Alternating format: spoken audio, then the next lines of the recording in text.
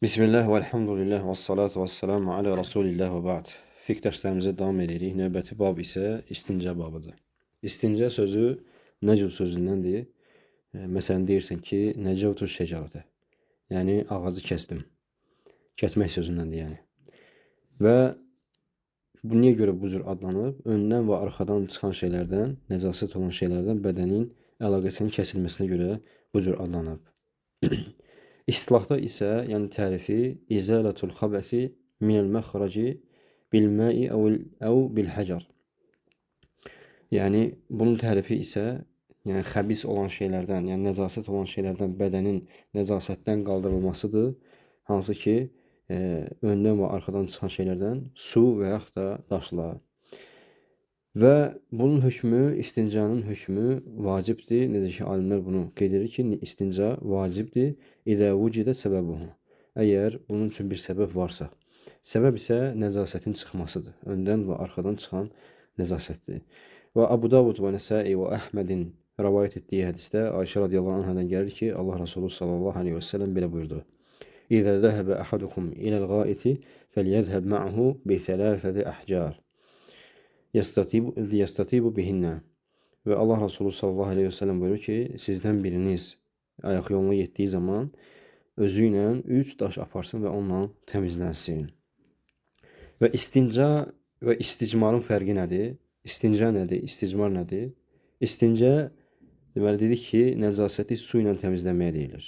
İstinca, nəcasəti su ilə təmizləməyə deyilir.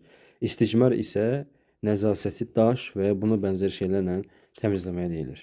Yəni isticmar dedikdə nəzərdə tutulan təmizləmə, daşla təmizləmə və yaxud da buna bənzər dedikdə, yəni kağız olsun və yaxud da daş olsun və yaxud da deyək ki, salfetka olsun. Yəni bu şeylərlə təmizləməyə deyilir. Və müəllif rahimehullah bu istinca babını niyə görə dəstəmazdan öncə salıb?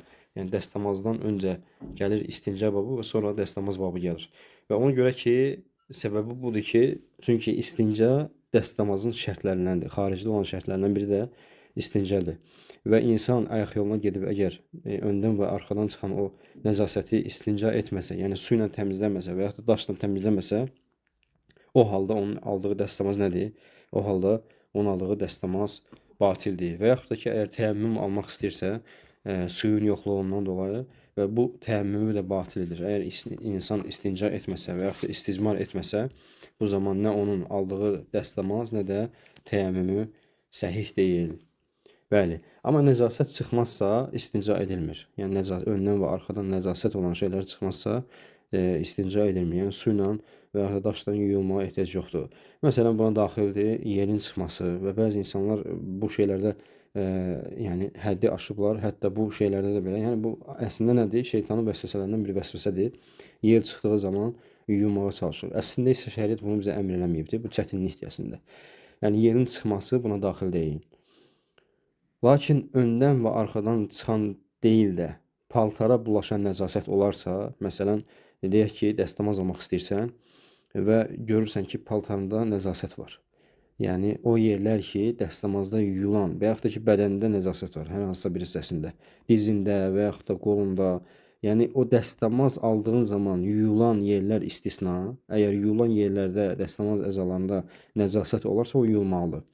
Yox, əgər digər yerlərdə olarsa, bu zaman istinca etməyə, yəni bunun aidiyyəti yoxdur.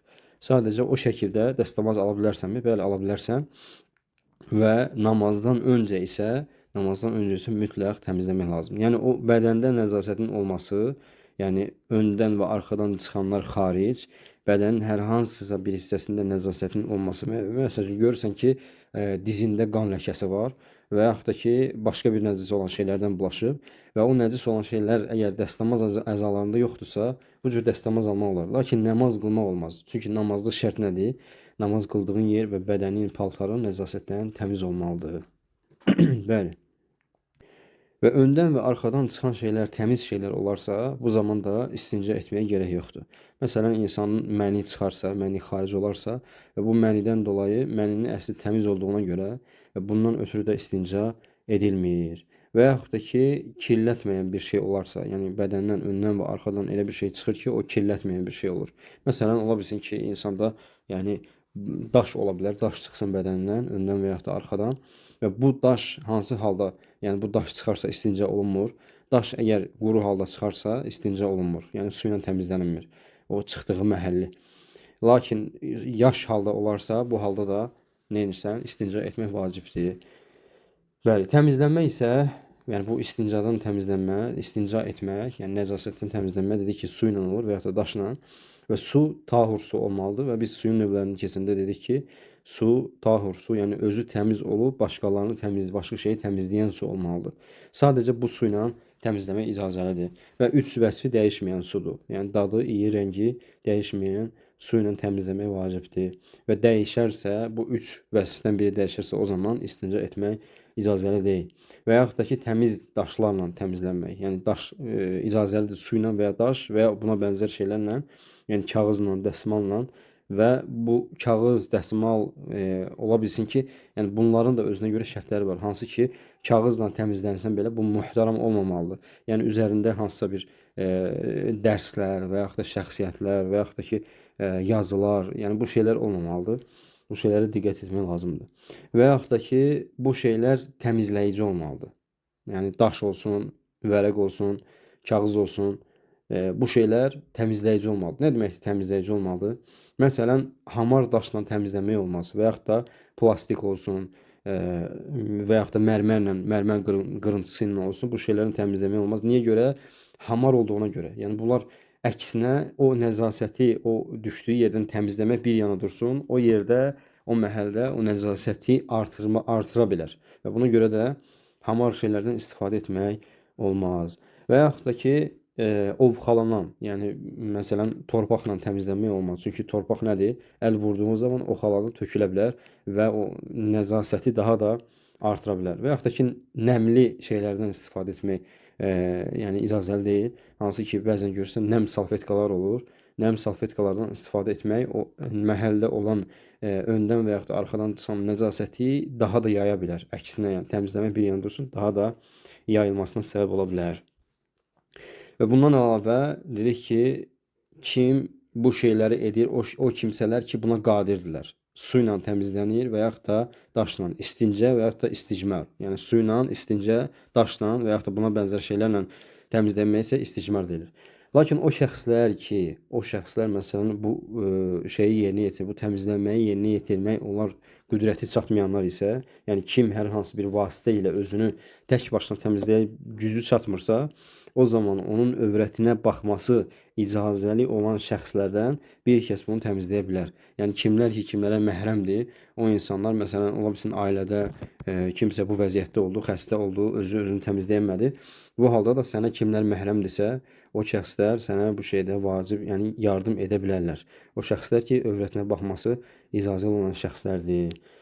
Və bunu da cümhur alimlər, yəni Hənəfi, Maliki alimləri və Həmbəli alimləri bu məsələni qeyd etmişlər. Ona görə də bəzi alimlər bu məsələdə, yəni vacibatlarda bir qayda zikr edirlər. Hansı ki, insan nəyə qadirdirsə, qüdrəti çatırsa, o qüdrəti çatanı yerinə yetirməlidir. Geridə qalanı isə kömək istəyə bilər.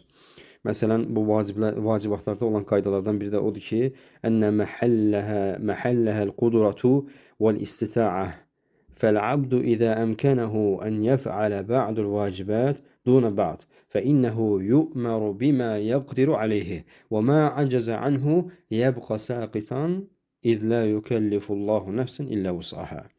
Yəni İbn Teymiyyə rahimehullah Məcmu Fətavada bunu zikr edir ki, vaciblər, o şeylər ki, Allah Teala sənə vacib edib, o şeylər insanın gücü və imkanı, qüdrəti daxilində, yəni gücü və qüdrəti daxilində edilir. Yəni gücün və qüdrətin daxilindədir. Nə qədər sənin gücün və qüdrətin o şeyi etməyə qadirsənsə, çatırsa, sən onunla mükəlləfsən.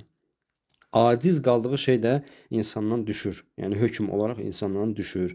Sən bu şeydə məsuliyyət daşımırsan, çünki Allah Taala gücü çatmadığı şey quluna mükəlləf etməz. Və la yukellifullahu nəfsən illə vusaha. Allah Taala heç bir nəfsə gücü çatmadığı şeyi mükəlləf etməz. Yəni bir insan əgər gücü çatmırsa o şeyə, gücü çatdığı qədərini yerinə yetirib və digərində isə başqasından aciz olduğu şeylərdə kömək istəyə bilər. Və doğrusunu Allah bilir. Velhamdülillahi Rabbil alemin.